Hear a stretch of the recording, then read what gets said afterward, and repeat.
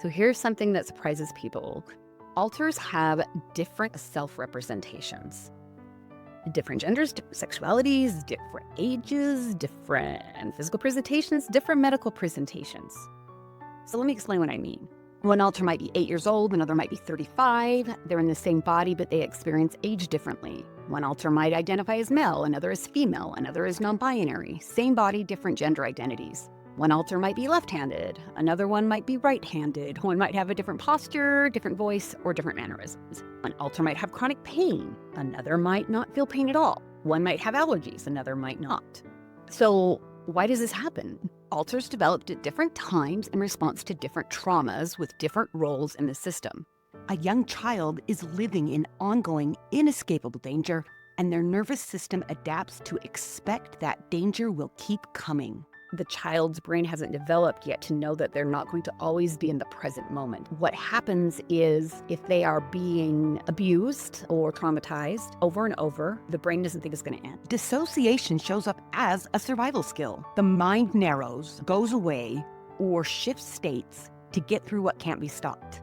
And in the context of DID, shifting states means the mind moves between different survival modes that hold different jobs, like a state built for staying small and quiet, a state built for taking the hit, a state built for acting normal at school, or a state built for fighting back.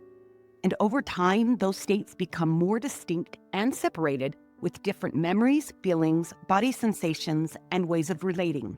And these states become alters. Sometimes alters developed not necessarily as a trauma response, but because the brain learned that, hey, I now can create an alter specifically to take my math tests or to go to work. And so when that individual is fronting, they have had different experiences that affect the body and the consciousness in a way that others in their system do not experience. This is really important.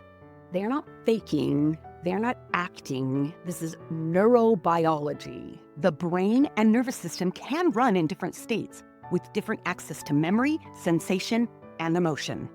The brain literally had different experiences with the different consciousnesses that the brain learned to create in those formative years before ego developed. When the person was trapped in, this is the present moment and I'm never going to escape because I don't have an understanding of the past and the future. Of course, after ego develops, they can track the present and future, but only of themselves, which is normal for all of us, right?